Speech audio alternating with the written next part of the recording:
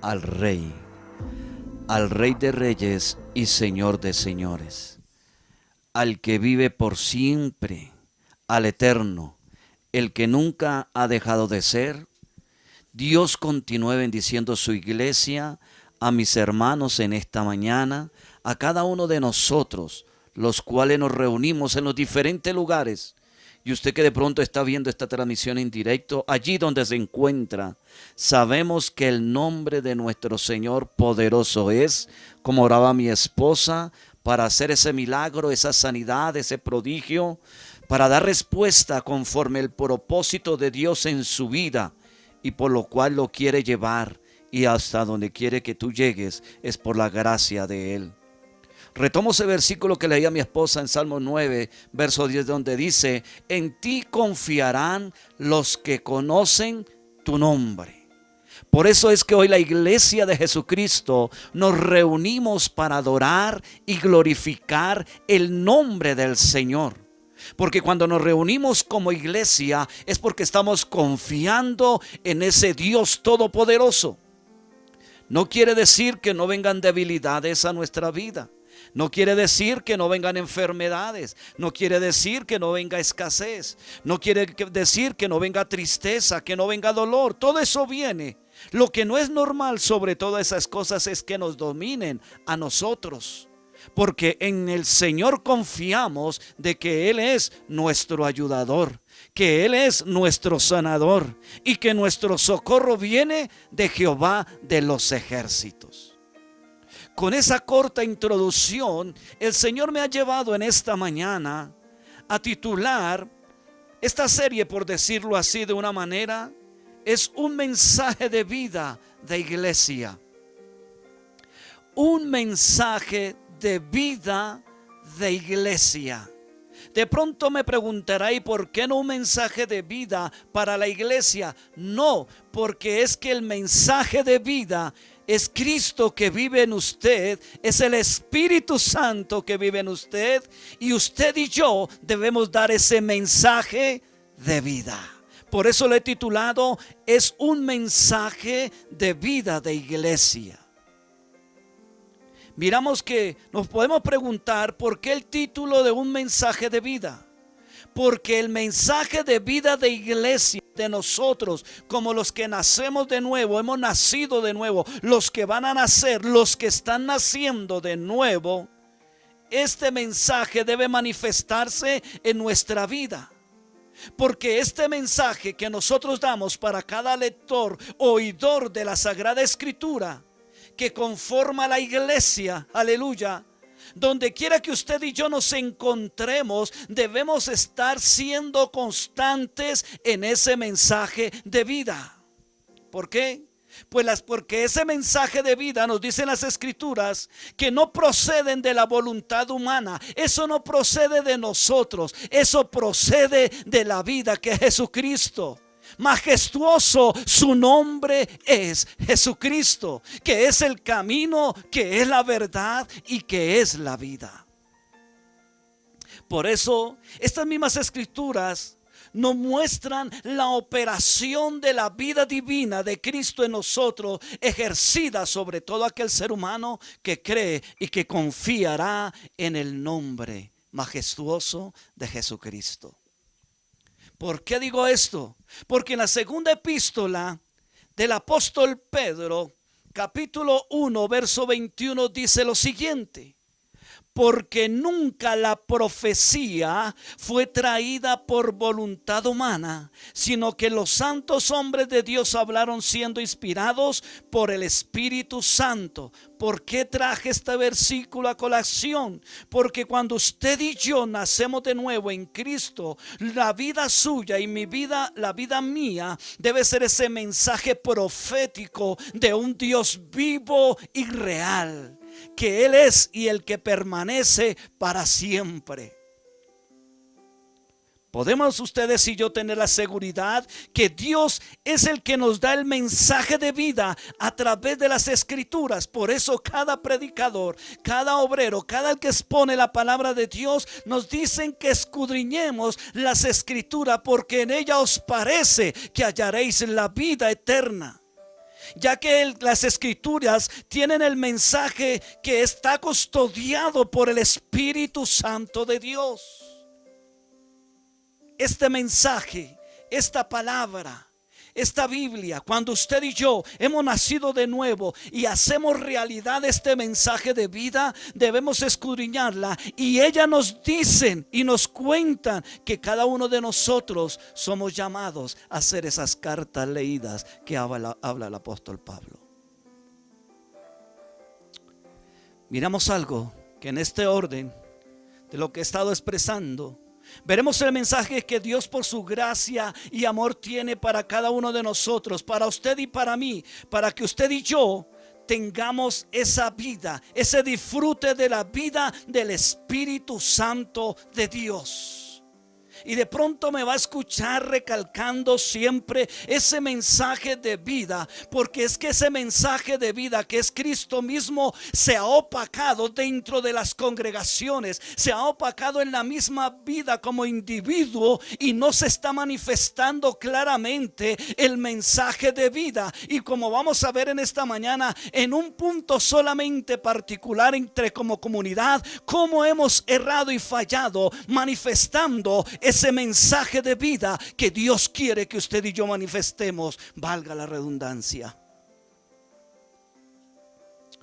para que usted y yo tengamos esa vida de espíritu y de convivencia como iglesia, mostrando el verdadero olor del conocimiento de Cristo, que Él transforma nuestra vida, que regenera nuestra vida para con nosotros como comunidad, como iglesia, como cuerpo de Cristo, como hijos que nos llama Dios, pero también para con los de afuera, porque tenemos ese mensaje de vida de iglesia que en esta generación se ha venido y se está opacando.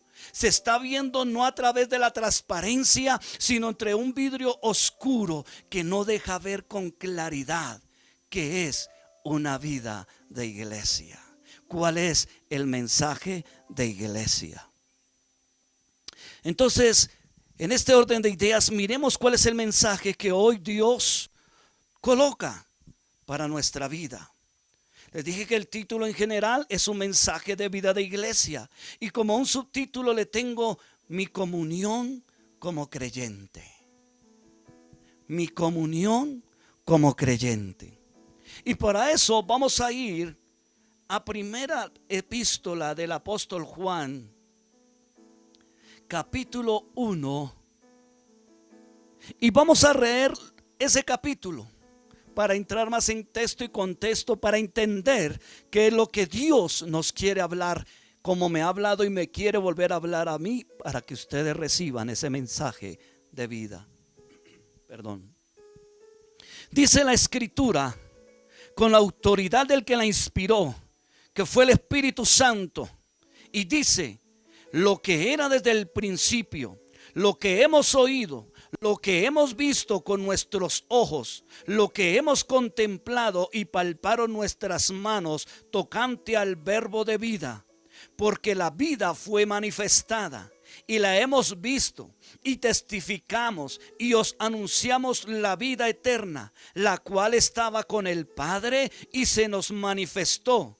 Lo que hemos visto y oído, eso comunicamos, para que también vosotros tengáis comunión con nosotros, y nuestra comunión verdaderamente es con el Padre y con su Hijo Jesucristo.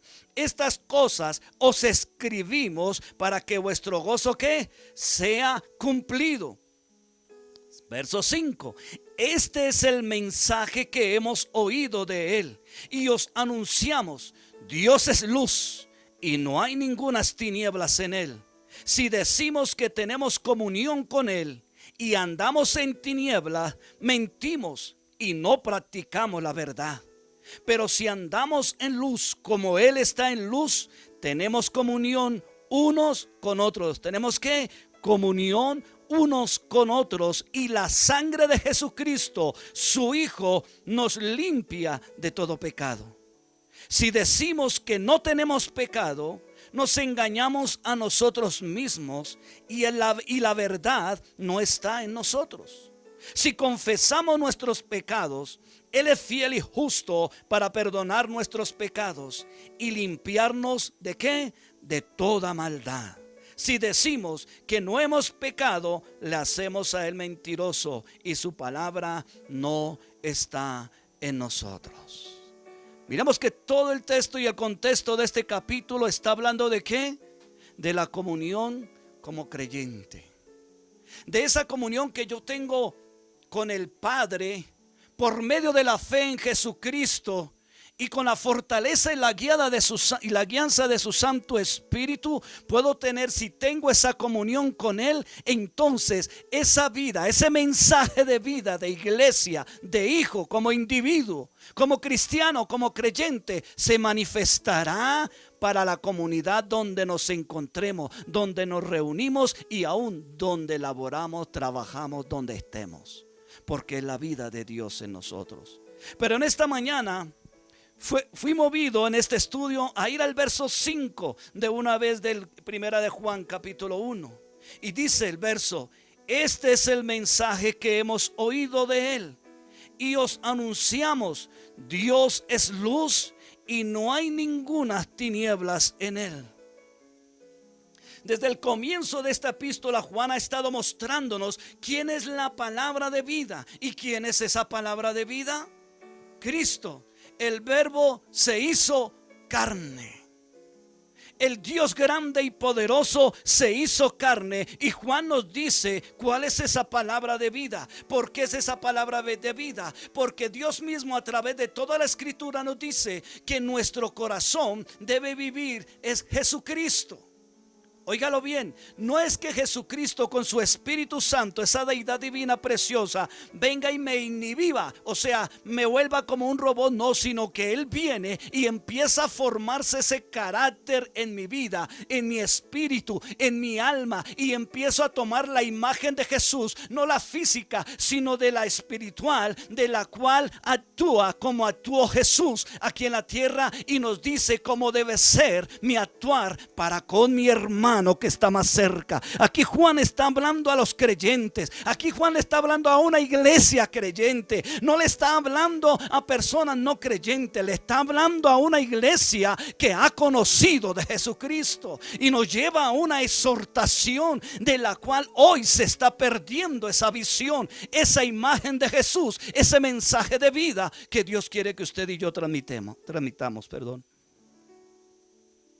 Miramos entonces que Juan siempre ha estado hablando desde el comienzo, pero también nos muestra que no solo es vida, sino que también es luz. Jesús es luz. Yo soy la luz del mundo, Él lo dijo.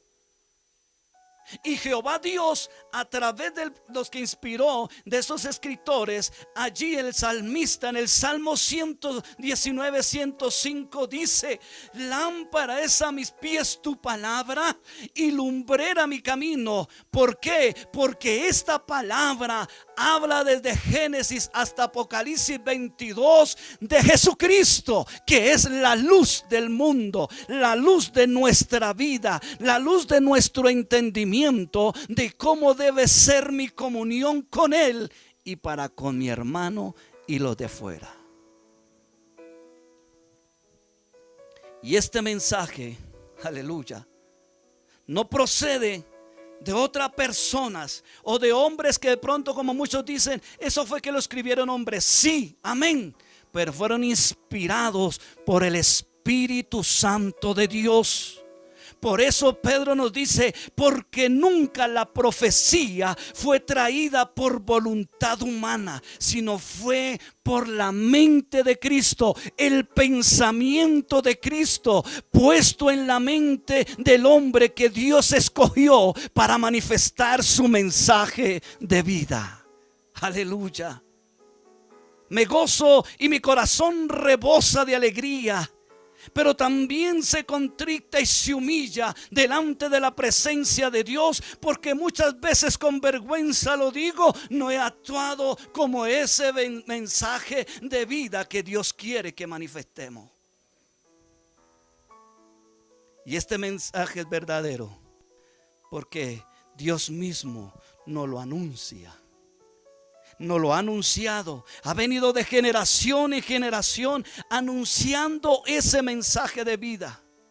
Yo soy el camino, la verdad y la vida. Nadie viene al Padre si no es por mí. Aleluya.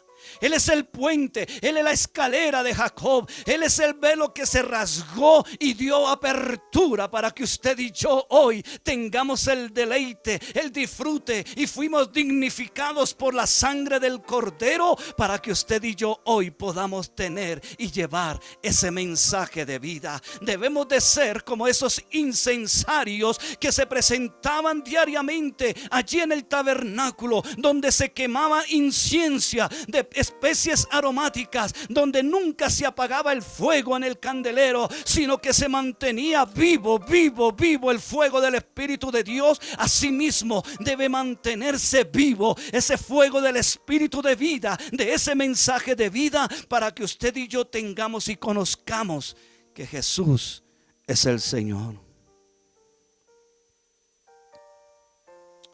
Miramos que cuando Juan menciona por tercera vez, hemos oído, en estos primeros versículos nos da a entender que este mensaje tiene su origen en el Maestro, que se llama Jesucristo, en el libertador, que se llama Jesucristo, en el Cordero inmolado, que se llama Jesucristo. No es un descubrimiento o una deducción de Juan que se le vino en el momento que no tenía nada que hacer y de pronto le vino ese pensamiento. No, sino que es Cristo mismo que pone el pensamiento en el corazón del hombre. Pero no nos equivoquemos, hermano. Hoy en día queremos que Dios nos ponga por inercia el pensamiento de Él en nuestro corazón. Pero déjame decirle que el pensamiento inspirado por Dios está en la Escritura. En la responsabilidad suya y mía es que este pensamiento se meta en nuestro pensamiento, y este pensamiento dará entendimiento de que Jesús es el mensaje de vida y cómo debe ser mi actuar en mi diario vivir. Eso es lo bueno cuando usted y yo descubrimos y empezamos a escudriñar la Sagrada Escritura.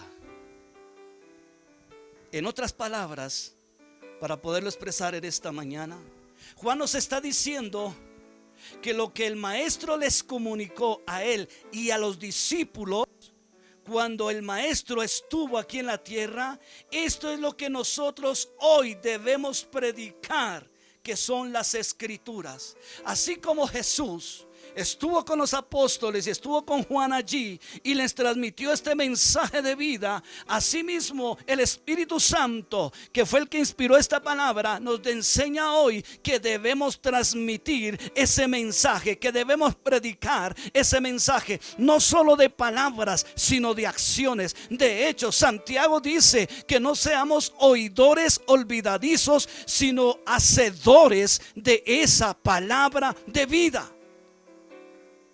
Tenemos que ser hacedores. La responsabilidad nuestra, Jesús ya hizo todo por usted y por mí.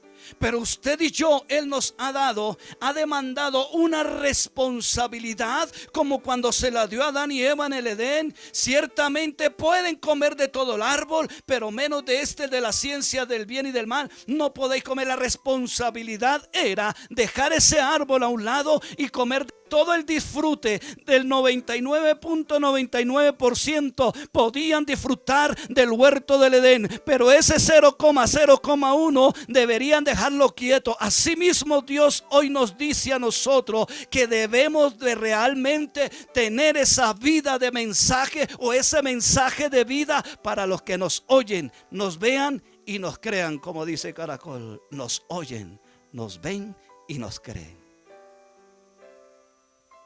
Ese debe ser nuestro mensaje de vida. Y esta es la condición que, por decirlo de una manera, Dios establece a través de la Escritura para los que predicamos su palabra, como son los pastores, como son los maestros, como son todos los profetas. Todo lo que dice, todo aquel que se dispone es de predicar a la luz que Cristo vive, aleluya. Es predicar a la luz de Cristo, que no es más que el mensaje de vida basado en la Biblia, y que esta Biblia, aleluya, fue la que inspiró Dios, y no que la Biblia respalde nuestra deducción o pensamiento en nuestra forma de actuar. Me explico y lo repito.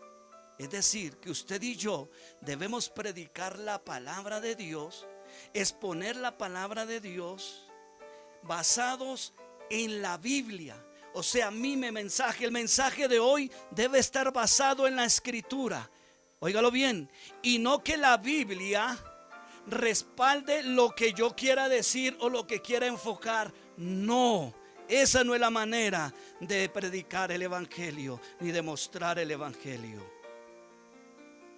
Nosotros, nuestro mensaje, como Juan nos lo está mostrando aquí, es que debe ser basado en la Escritura. Porque Juan no estaba diciendo, es que a mí me contaron o fue que me dijeron. No, fue que el mismo maestro nos dijo.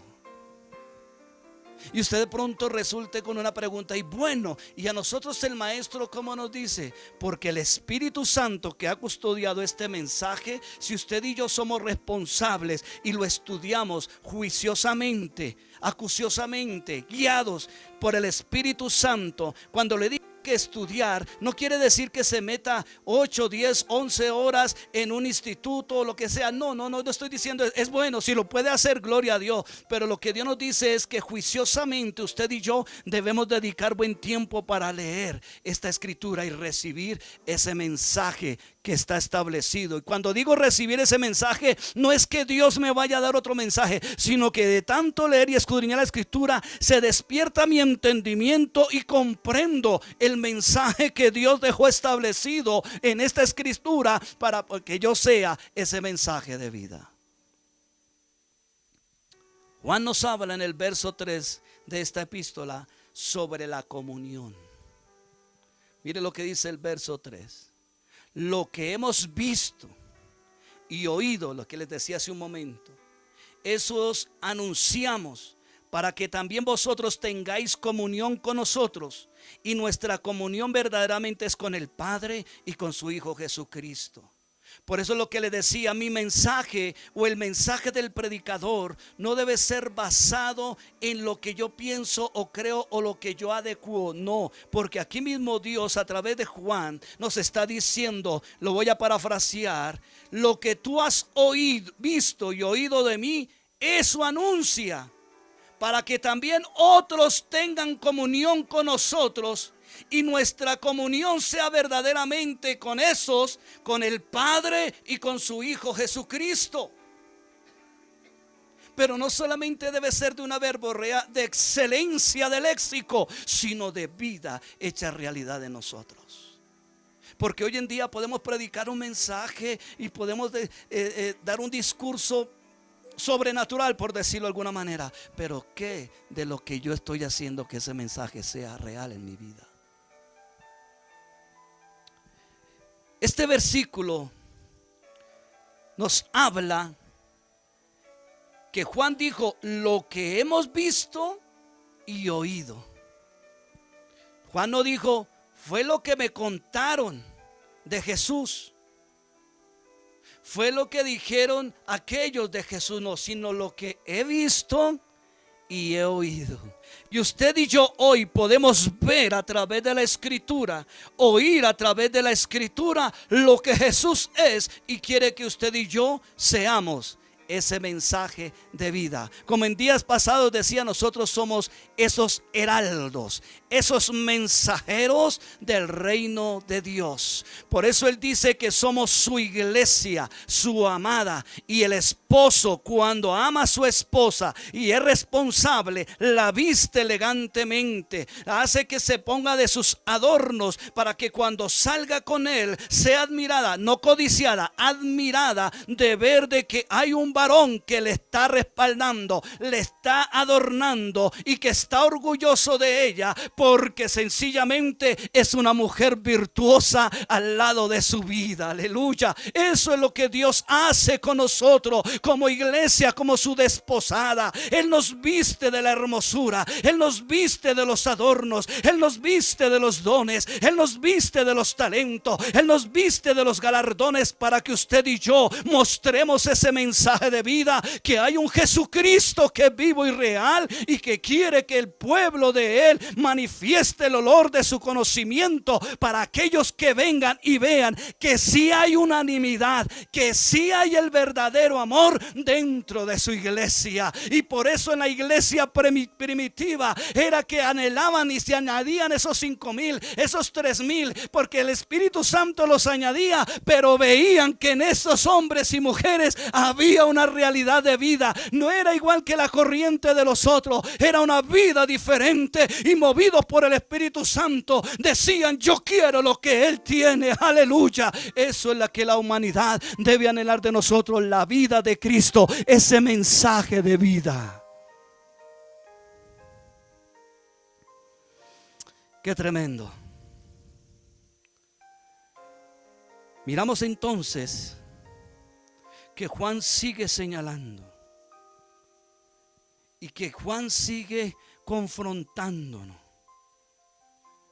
Cuando Juan hace esta referencia, nos está señalando a los oponentes a la fe,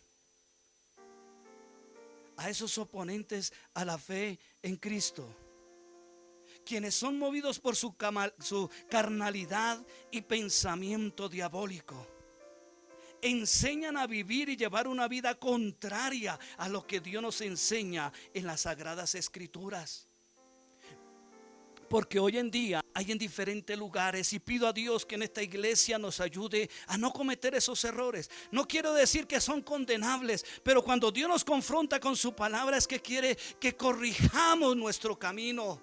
Cuando Dios nos exhorta a través de su palabra y recibimos este mensaje de vida, que a veces es duro, como dijeron sus apóstoles: dura es esta palabra de vida, y esta palabra que estás exhortando, estás hablando. Entonces Jesús les dice: pues si ustedes quieren, puedes irse. Pero Pedro, movido por el Espíritu Santo, dijo: Señor, pero ¿a dónde iremos si solamente tú tienes palabra de vida?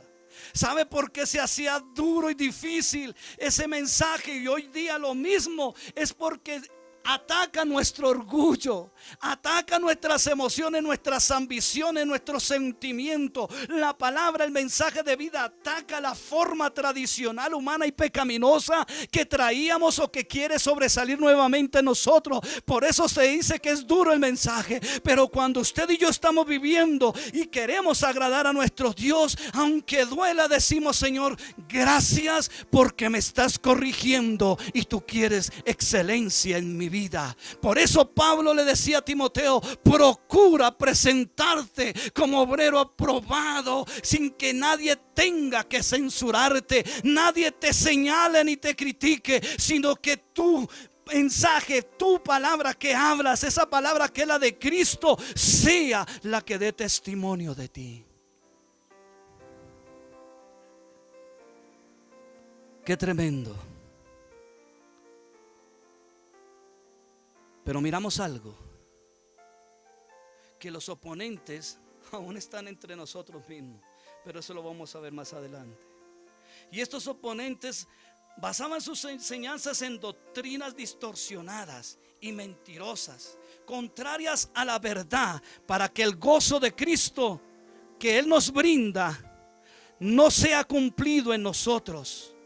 Y el único que quiere robarnos el gozo, el que quiere robarnos el gozo de la salvación, se llama Satanás. Lo llama en la Biblia el diablo, lo llama en la Biblia el adversario. Y ese es el que lanza los dardos de fuego a nuestra mente, para que nosotros no disfrutemos del gozo de la salvación.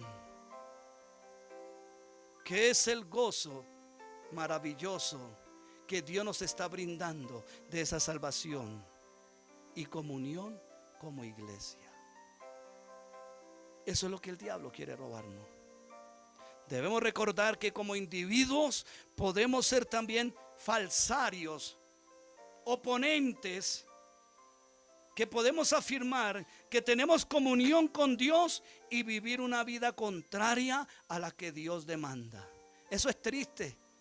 Cuando plasmaba esta frase aquí, mi mente se remonta a toda la experiencia de mi vida cristiana, aunque mi vida cristiana no es doctrina ni nada para enseñar, solamente de recuerdo de que hoy día y de tiempo en tiempo el hombre, muchos hombres, muchas mujeres dicen ser hijos de Dios, pero realmente se les ve la santidad entre comillas cuando estamos en el recinto de reunión, pero cuando estamos fuera, nuestras acciones, nuestra manera de actuar, nuestra manera de expresarnos, aún hasta nuestra manera de vestir es diferente a lo que Dios dice, a lo que Dios transforma nuestra vida. Por eso es que digo que a veces nosotros somos esos falsiarios. Por eso es que mucho que dice, ay, usted es cristiano, ay, pero yo sí no lo sigo, porque si eso es ser cristiano, mire, Pepito, Pepita, Juanito, mire lo que hacen.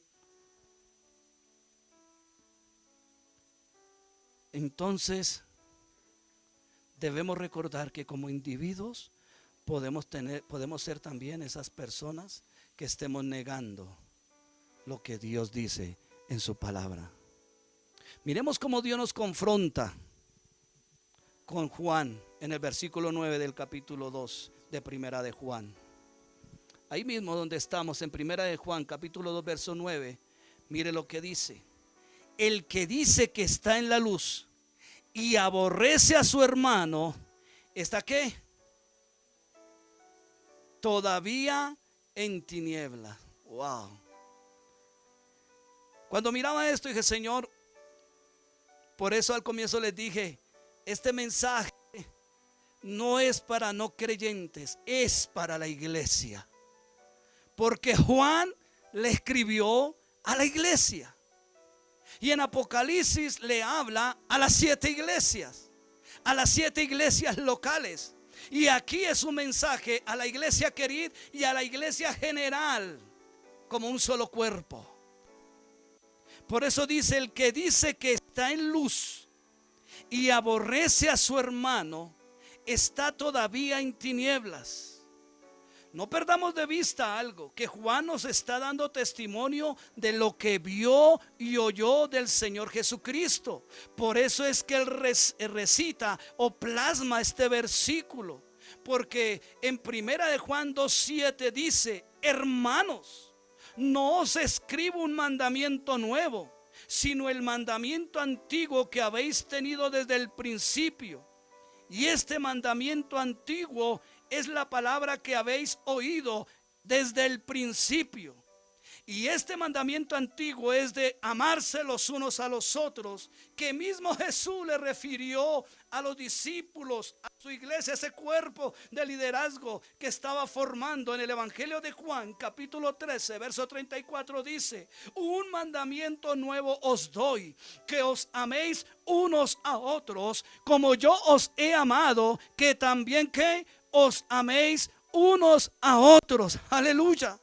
Veamos que este mandamiento sale de la misma boca de Dios, sale del corazón de Dios, del pensamiento de Dios, y Jesús como hijo de Dios lo confirma, y el apóstol Juan lo replica para nosotros hoy. ¿Y cuál es ese mandamiento? En Levítico 19:18 dice, no te vengarás ni guardarás rencor a los hijos de ¿qué? De tu pueblo, sino que amarás a tu prójimo como a ti mismo. Y termina este verso el escritor, inspirado por el Espíritu Santo, como el que le pone el sello, yo Jehová. Aleluya. A veces tomamos los mandamientos de Dios muy superficiales y nos pegamos a decir, es que los mandamientos eran para la época antigua, pero Jesús dijo que Él no vino a abrogar ningún mandamiento, sino a cumplirlo, y que ahora usted y yo, como no podíamos cumplirlo, pero Él los cumplió todos y nos dio la libertad de estar bajo el yugo del pecado y de la ley. Ahora usted y yo en Cristo debemos cumplir este mandamiento: amarás a tu prójimo como a ti mismo. Por eso le digo que es un mensaje para la iglesia. Es para nosotros. Realmente dentro de los lugares de congregación estamos amando a nuestro prójimo. Realmente estamos extendiendo la mano de misericordia. Realmente estamos viendo el fruto del Espíritu de Dios en nuestro hermano. Estamos viendo la vocación que Dios ha llamado a nuestro hermano. Estamos viendo el comportamiento, la libertad, el juicio, la compensación que Dios quiere que tengamos para con nuestro hermano. Qué tremendo, ¿verdad? No era un nuevo mandamiento que estuviese dando el maestro, sino estaba ratificando lo que Dios Padre había dicho. Y lo tremendo es que dice: yo Jehová. Recuérdese que en la época de los reyes, cuando enviaban una carta, y para asegurarse que era una carta del rey, tenía que firmarse con el sello de su anillo en cera, y se sellaba esa carta. Y en este verso de Levítico 19:18 es como cuando Dios dice: yo lo he dicho y se cumple, porque yo soy inmutable, porque yo soy el poderoso, porque yo soy el rey, porque yo soy el soberano, porque yo lo he decretado, porque yo soy omnisciente, porque yo soy omnipresente, porque yo todo lo veo, porque yo escudriño el corazón del hombre. Por eso he dicho que yo, Jehová, he manifestado que debe cumplirse este mandamiento. Y lo refirió Juan diciendo: el que dice que está en luz y aborrece a su hermano, todavía está en tinieblas. Continuando con nuestro pasaje de Primera de Juan, verso 6, dice: y veo y analizaba que Juan contradice a tales hombres que dicen que tienen comunión con Dios. Juan contradice a esos hombres. Y hoy Dios nos contradice a esos hombres que decimos que somos hijos de Dios, pero no podemos ni soportar. Y si vemos a nuestro hermano en nuestro corazón, aunque salga una sonrisa en nuestro labio, pero nuestro corazón está dolido. Nuestro corazón está endurecido contra nuestro hermano. Y si de pronto no están saliendo las cosas como el hermano debería llevarlas, dice: eso es disciplina de Dios, eso es por ser rebelde, eso es por salir por la puerta chiquita. No, lo que Dios está diciendo: si el verdadero amor mío está en tu corazón, tú verás lo que Dios está haciendo por su gracia y su misericordia a través de la vida de ese hermano. Y si el hermano se está equivocando, Dios mismo lo corrige, no como yo pienso y creo, sino basado en la escritura de lo que Dios dice que es. Dura es esta palabra, pero Dios nos contradice. Aquellos que decimos que somos hijos de Dios y nuestra práctica de vida es diferente a la de la escritura. Juan inmediatamente, cuando se expresa en este verso 6, dice que estos andan en tinieblas o tal vez en oscuridad. ¿Qué quiere decir esto? Hay hermanos que podemos andar equivocados, vemos entre oscuro y claro, pero hay otros que no han nacido ni de nuevo, porque andan en tinieblas, en oscuridad. Y cuando hay ausencia de luz, se anda a tientas. Y cuando andamos en tinieblas es porque como que tenemos clara la cosa, como que sí, como que no. Eso es como cuando las gafas piden cambio, ¿no? O queda algún defecto en las gafas, como que se le saltan o no lo arreglan, como que ay, como que sí, como que no. Eso crea inseguridad. Pero Juan está contradiciendo a aquellos que afirman, que dicen: no, yo soy hijo de Dios, yo soy el pastor, yo soy el profeta, yo soy el ungido de Jehová, por eso me tienen que creer todo a mí. Qué pena, si no está basado en la escritura, puedo decirte que estás en tinieblas o estás en oscuridad.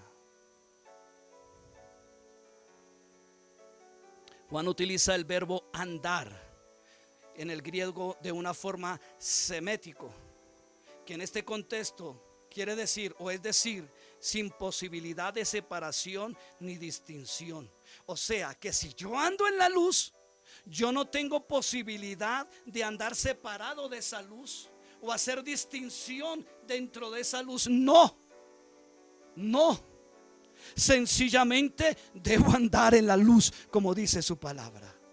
Debo andar en esa verdad. Entonces, expresando Juan la idea de comportamiento o de estilo de vida que debe estar llevando o está llevando el cristiano. En esa parte utiliza ese verbo. Cuando dice que no puede haber ninguna milésima de andar de esta luz, yo no me puedo alejar, aunque está esto negro, pero la luz está iluminando. ¿Qué predomina? La luz. ¿Y qué hace brillar?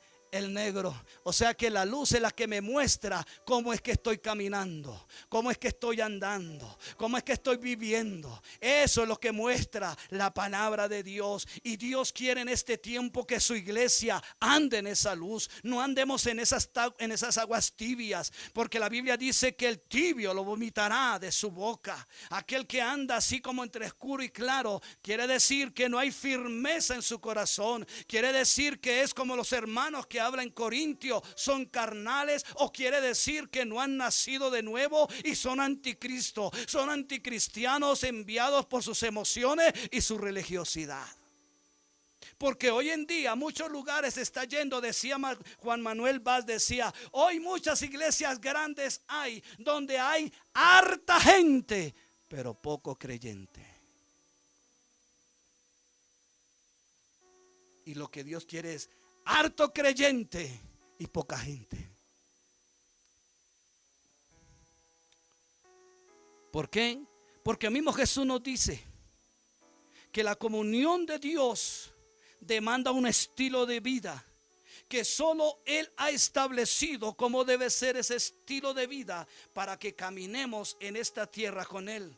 Porque Él mismo dijo, ese versículo que utilizamos a veces como hasta de muletilla: yo soy el camino, la verdad y la vida, y nadie viene al Padre sino por mí. Cuando dice yo soy el camino, Él nos está diciendo, por este camino, Jairo, debes andar. ¿Por qué por este camino? Porque yo soy la verdad. Y si yo soy la verdad, también soy luz. Y si soy luz, soy la vida. Y si soy la vida, tú tienes que caminar por este camino con un mensaje de vida: que yo soy el Señor de señores, el Rey de reyes.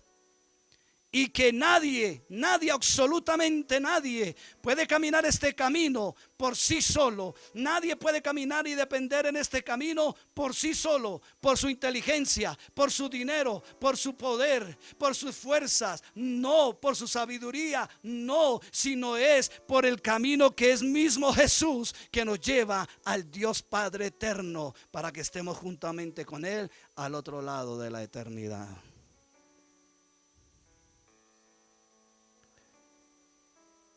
Para terminar esta parte del día de hoy, Génesis capítulo 5, verso 22-24 nos muestra un ejemplo en la escritura de quien caminó con Dios.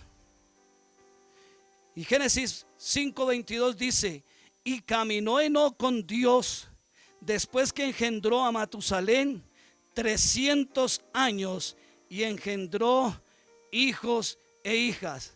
Enoc caminó con Dios después de que engendró a Matusalén. ¿Cuántos años? 300 años. Y durante esos 300 años engendró hijos e hijas. Y el verso 24 me dice: caminó pues Enoc con Dios y desapareció, porque le llevó Dios. Muchos teólogos nos dicen que esto hace referencia al rapto de la iglesia. Pero lo que yo traigo a colación hoy es que si somos esa iglesia, si somos esa comunión como hermanos, tenemos que caminar como Jesús caminó, como Jesús anduvo, como Jesús expresó, como Jesús expresa y seguirá expresando la comunión de amor.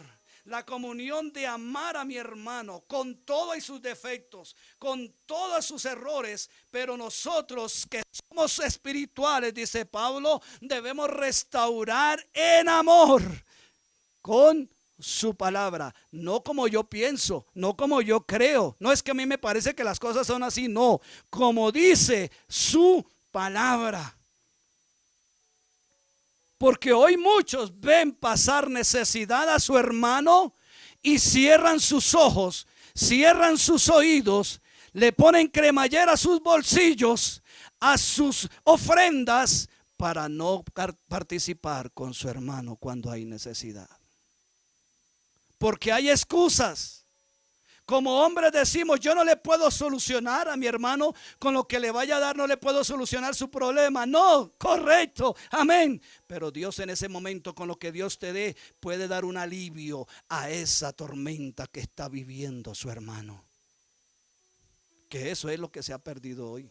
Hoy en día predicadores solamente se dedican a trasquilar y a esplumar las ovejas, pero no a vivir ni andar en luz con su palabra. Por eso caminó pues Enoc con Dios.